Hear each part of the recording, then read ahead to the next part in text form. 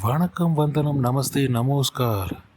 மக்கள் திலகம் எம்ஜிஆரை பற்றி ஒரு தகவல், பழைய தகவல் இருந்தாலும் இது அடிக்கடி இப்போ பேசப்பட்டுக்கிட்டே இருக்குது. அவரை பற்றி எப்போதுமே தகவல்கள் பரப்பப்பட்டுக்கிட்டே இருக்கும். நல்ல தகவலும் சரி, கெட்ட தகவலும் சரி. இந்த கெட்ட தகவல்னு சொல்கிறது எல்லாமே பொய்யாக தான் இருக்கணும் அப்படின்னு சொல்லணும்.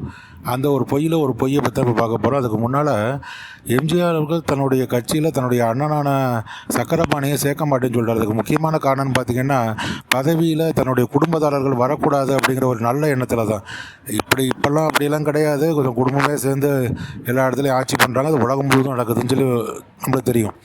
ஆனால் இப்போ பார்த்திங்கன்னா முக்கியமான விஷயம், தன்னுடைய அண்ணனையே தன்னுடைய கட்சிக்குள்ளே வரக்கூடாது, பதவிக்கு வரக்கூடாது, ஆட்சிக்கு வரக்கூடாதுன்னு சொல்லிட்டார்.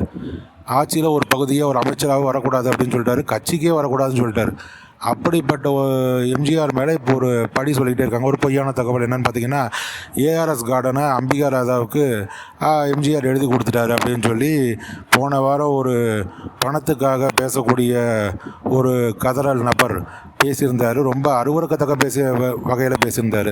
அதாவது எம்ஜிஆருக்கு ட்ரீட்மெண்ட் பார்த்ததாகவும், ட்ரீட்மெண்ட் பார்த்ததுக்காக டாக்டருக்கு வேலை செய்கிறதுக்காக, பணிவிடை செய்கிறதுக்காக நடிகைகளை பயன்படுத்தினதாகவும், அந்த ஒரு செயல்பாட்டுக்காக தான் அரசு நிலத்தை நடிகைகளுக்கு எழுதி கொடுத்தார் அப்படின்னு சொல்லி பேசியிருந்தார்.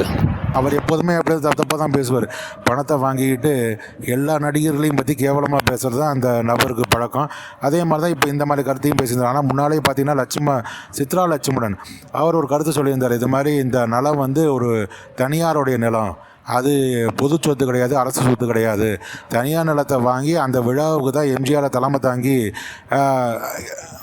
நடத்த சொன்னாங்க அம்பிகா ராதாவும் அப்படிங்கிற விஷயத்தெல்லாம் அவர் சொல்லியிருந்தார். இருந்தாலும் இதெல்லாம் கேட்க மாட்டாங்க.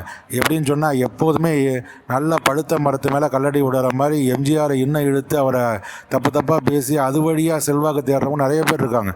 இது இன்னும் நடந்துகிட்டு தான் இருக்குது. இவ்வளோ வருஷம் ஆகிடுச்சு, கிட்டத்தட்ட ஒரு 40 வருஷம் ஆகிடுச்சின்னு வச்சுங்களேன், ஒரு கிட்டத்தட்ட.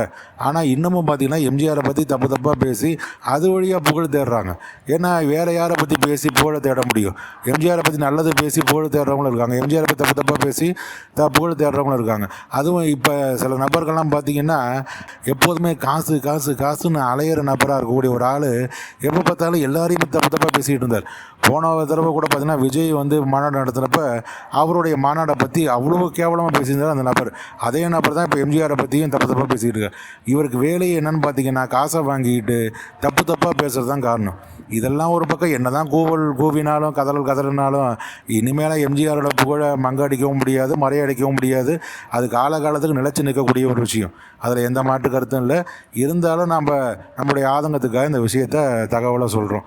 மற்றபடி எம்ஜிஆருடைய புகழை யாராலும் என்றைக்கும் அடிக்கவும் முடியாது. யார் கட்சி தொடங்கினாலும் எம்ஜிஆர் பேரை சொல்லித்தான் ஆகணும், வேறு வழி இல்லை. நன்றி, வணக்கம்.